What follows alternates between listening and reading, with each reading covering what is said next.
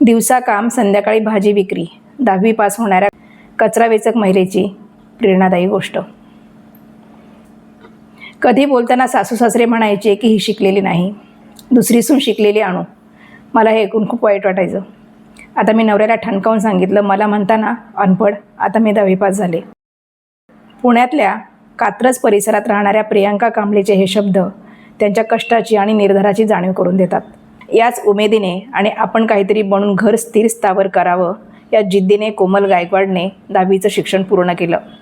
कोमल आणि प्रियांका दोघीही पुण्यात कचरा वेचक म्हणून काम करतात. पुण्यातल्या कोमल आणि प्रियांका या दोघींच्या जिद्दीची ही गोष्ट. पुण्यातल्या दांडेकर पुलाजवळ वस्तीत राहणाऱ्या कोमल मूळच्या सोलापूर जिल्ह्यातील नातेपुते गावच्या. 10वीच्या परीक्षेत त्या नापास झाल्या आणि त्यानंतर वयाच्या 16व्या वर्षी त्यांचं लग्न झालं. लग्नानंतर काही दिवसात नवरा व्यसन करत असल्याचं लक्षात आलं. मग घराला आधार देण्यासाठी त्यांनी वेगवेगळी कामं करायला सुरुवात केली. आधी पाळणा घरात, मग नेटवर्क मार्केटिंग, त्यानंतर पेट्रोल पंपावर काही वर्ष काम केलं. पण या सगळ्यात त्यांना एकाच अडचणीला सातत्यानं सामोरं जावं लागायचं. कोमल सांगतात, कुठेही नोकरी मागायला गेले तर शिक्षण नसल्याने पगार कमी सांगितला जायचा. त्यामुळे जाणवत होतं की शिक्षण पूर्ण करायला हवं. अशातच एक दिवसाचं बाळ असताना कोविडच्या काळात त्यांच्या नवऱ्याचं निधन झालं. त्या सांगतात, एवढं तान्हं लहान बाळ होतं. नवरा गेला पण सासूने संशय घेतला. त्यानंतर त्यांनी ठरवलं की आपण स्वतःच्या पायावर उभं राहायचं. मार्केटिंग करत असताना एका मुलीशी त्यांची मैत्री झाली. ती नाईट स्कूलमध्ये शिक्षण घेत असल्याचं त्यांना समजलं. दरम्यान मुलगी आणि लहान मुलगा यांना सांभाळण्यासाठी सोयीचं म्हणून कोमलने कचरा वेचक काम करायला सुरुवात केली. सकाळी कचरा वेचक म्हणून काम करायचं, दुपारी जवळच भाजीचं दुकान टाकून तिथे भाजी विकायची आणि आपलं घर चालवायचं. आता त्यात भर पडली ती नाईट स्कूलची आणि अभ्यासाची सुद्धा. कोमल सांगतात, रात्री भाजीचं दुकान बंद करून उशिरा घरी यायचं. पहाटे 3 वाजता उठायचं आणि मग अभ्यास करून कामाला जायचं. पेपर असतानाही कामाला सुट्टी दिली नाही. पेपर देऊन मार्केटला जायचे, भाजी आणायचे, भाजी विकायचे आणि पुन्हा रात्रीच्या स्कूलला जायचे.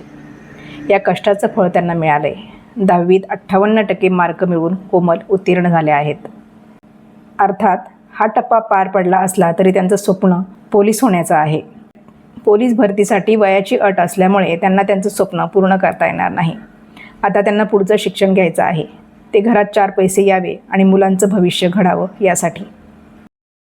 पोलीस होण्याचं स्वप्न 28 वर्षांच्या प्रियांका कांबळेनेही पाहिलं. प्रियांका कांबळेच्या घरातले सगळेजण कचरा वेचक म्हणूनच काम करतात. लहानपणी 4थी-5वीत असताना प्रियांकाचं शिक्षण सुटलं. पुढे लग्न झालं आणि त्या सोलापूरला सासरी राहायला गेल्या. मात्र काही वर्षांनी संधीच्या शोधात पुन्हा त्या पुण्यात आल्या. शिक्षण नसलेल्या प्रियांकांना तोपर्यंत 2 मुलं झाली होती. मुलीला सासरी ठेवून मुलाला घेऊन त्या पुण्याला आल्या. प्रियांका पण धुण्या भांड्याचं काम करतात. दररोज वेगवेगळ्या ठिकाणी काम करून त्या आपला उदरनिर्वाह चालवत असतात. काम करत असताना शिक्षणाची ओढ मात्र कायम होती. हीच त्यांची शिक्षणाची ओढ एका कुटुंबातल्या सदस्यांना त्यांनी सांगितली आणि मग त्या कुटुंबाने त्यांचं शिक्षण पूर्ण करण्याची जबाबदारी घेतली. प्रियांका यांचं शाळेत पुन्हा कसं ॲडमिशन झालं याबद्दल त्या सांगतात की ज्या ठिकाणी त्या काम करायला जायच्या तिथे त्यांनी आपल्या मनातली इच्छा बोलून दाखवली. त्या कुटुंबाने त्यांना मदत केली. त्यांच्या घरातली एका सदस्याने प्रौढशाळेमध्ये प्रवेश मिळवून दिला. शाळेत गेल्यानंतर मॅडमने पुस्तक दिलं आणि वाचून दाखव म्हटल्या. मी अडखळत वाचलं. त्या पुढे म्हणाल्या, तुला थेट 10वीला प्रवेश देता येणार नाही. मग त्यांनी मला 8वीत प्रवेश दिला. प्रियांका सांगतात, 8वीची परीक्षा देत एक टप्पा पार झाला. पण 9वीच्या ऐन परीक्षेच्या वेळी प्रियांकाची तब्येत फार बिघडली. त्यामुळे त्यांना परीक्षा देता आली नाही आणि त्यामुळे पूर्ण वर्ष वायाला गेलं. पण त्यांनी जिद्द सोडली नाही. पुढच्या वर्षी 9वीची परीक्षा देत 10वीला परीक्षेला बसल्या. 10वीच्या टप्प्यावर मात्र त्यांना वेगळीच अडचण येत होती. दररोज घरातली कामं करून सकाळी त्या कचरा वेचक म्हणून काम करायला जायच्या.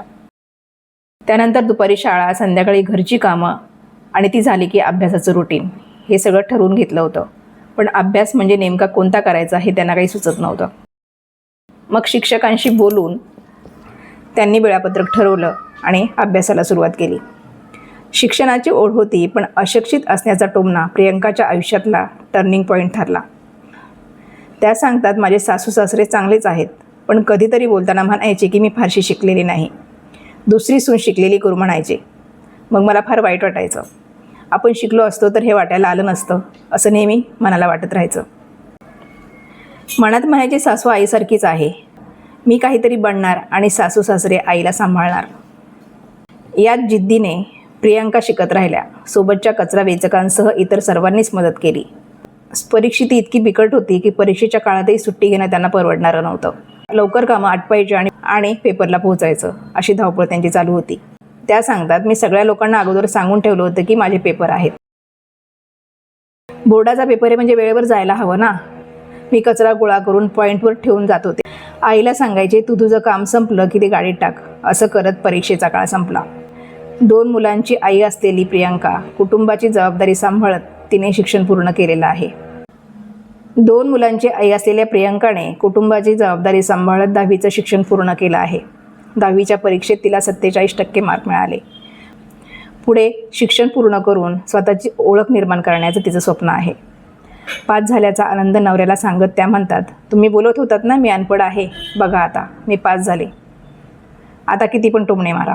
कचऱ्यात राबणाऱ्या हातांमध्ये आलेल्या वही पेनाची ताकद ओळखून त्यांनी स्वप्नपूर्तीच्या दिशेने वाटचाल सुरू केली आहे.